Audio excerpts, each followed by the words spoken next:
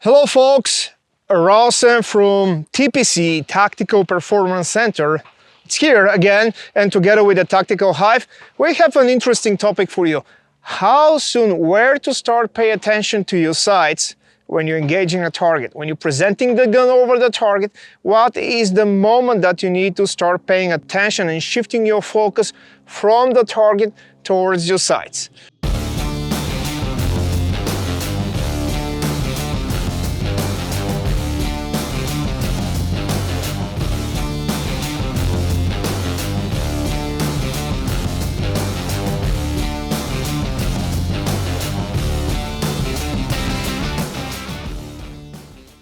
What is the answer of that question? Well, depends. Depends on what? Depends on how difficult the target is. Now, if you exclude moving target out of the equation, there are actually two variables that will define a difficulty of the target. They are simply size or distance. And the truth is, first of all, that the more difficult the target is, that means if the target is smaller or far away, the more precise sight alignment you need to see. That will require your focus to shift from the target to your sight, so you'll define a better and more precise sight picture. And vice versa. In close range, you don't need to see so much, and actually you don't need to see even your sight configuration.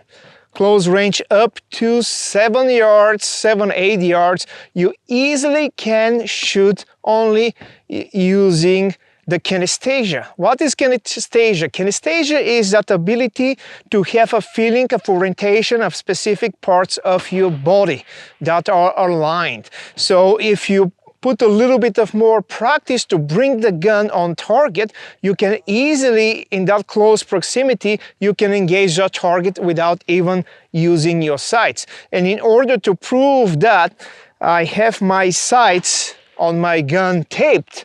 So I'm not going to use actually the sights at all, and 7 yards distance here, I will engage the target simply by seeing with my peripheral vision the silhouette of the top of the slide, and that will be good enough. Now, don't get me wrong, that's not point shooting. Still, it's an aiming process, but that aiming process do not involve your sights. All right, so let's put that statement into a test and see how well I will able to hit a target that's about 7 yards away without using the sight alignment. I'll reholster. And from here, I will leave my focus on the target. I'll use the peripheral vision field actually to obtain the required information, which is not much. It's just the top of the slide. From here,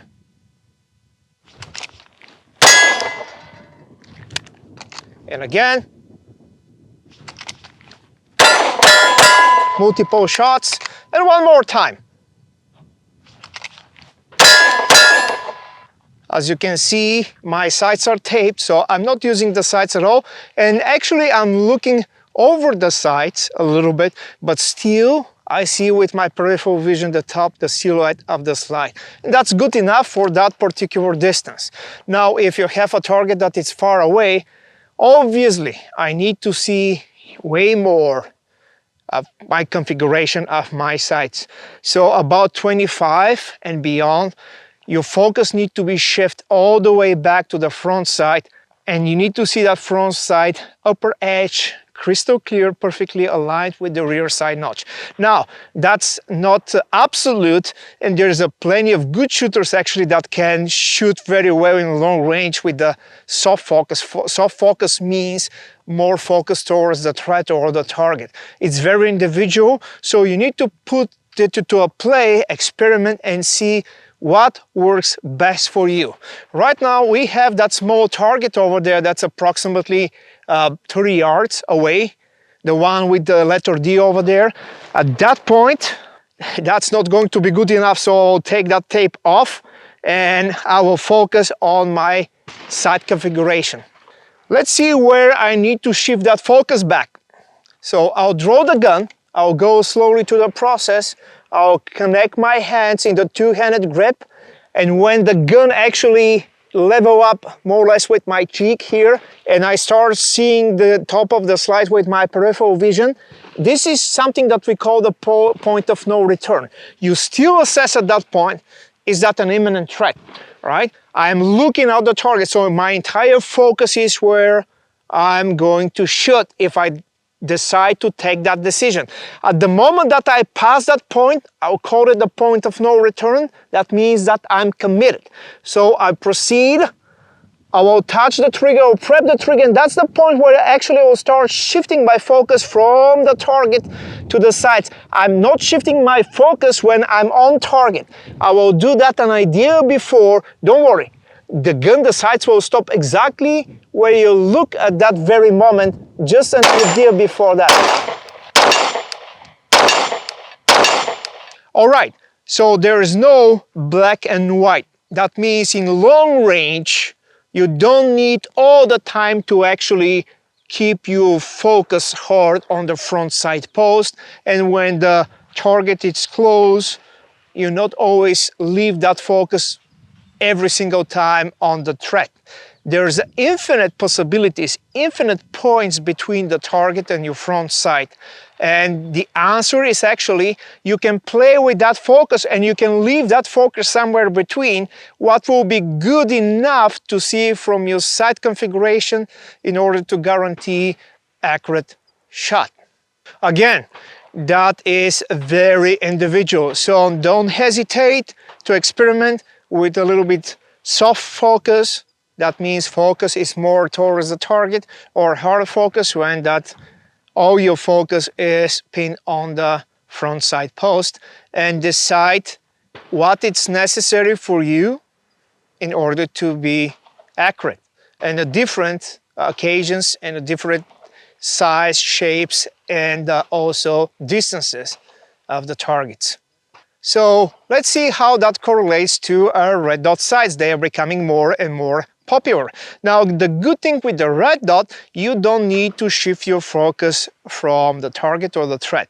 Now, it's very important to mention and actually to emphasize that, especially in the moment of stress, your focus always will shift first towards your threat. It's like, it's an evolutionary thing, guys. You need to see that saber-toothed tiger that is stalking behind the bushes, right? It's something that we do not have control over. Always your focus will shift first towards your threat. Now, the beauty with the red dot, you don't need to call that focus back towards your sights if it's needed. You always leave it on the target. The red dot is projected on the same focal plane like the target. You simply need to observe your acceptable margin of error, and at the moment that you see the color of your dot there, you can break that shot without hesitation. Now, in close range, you don't need even to see a color of your dot. You can totally actually refer to the silhouette and the body of your sights. At the moment that you see the body of your red dot over the desired area, you can break that shot if you have a good kinesthesia. Same like with the iron sights. So let's prove that as well. We have a target that's around 7 yards away, and I have the cover on my red dot gun. So basically I cannot see any dot, but I will place actually the body of that sight on the desired area, and I'll pull the trigger. Let's see how that will go.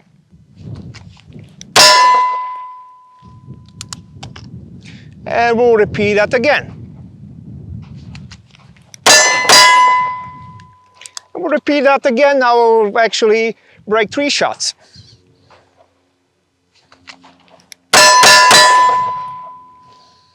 Seven yards. With the amount of training that I have a good awareness to bring the gun where the sights align by field. Now, if you have a target that is about 30 yards, even more, that's considered like a long range for a pistol, definitely I need to see my dot on the desired acceptable margin of error over there. But again, the difference between the red dot and the iron sights, I don't need to shift my focus back because the dot is projected on the same focal plane.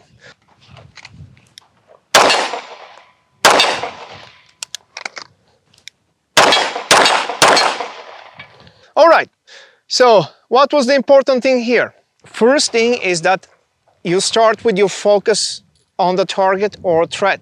That's something that you cannot actually control. Automatically the subconscious mind will shift your focus back to the potential danger or threat. From there, with the iron sights, you need to shift that focus back. How much you need to shift that focus back depends on the difficulty of the target. What will be good enough configuration to see a few sights to guarantee an accurate shot. Close range, you can keep that focus, leave that focus towards the target. When the target is more difficult, you need to see more precise alignment of the sights. But again, it's simply individual, so don't hesitate to experiment. When you need to start shifting that focus back, when you said it's at the moment that you passed position that we call the imminent threat.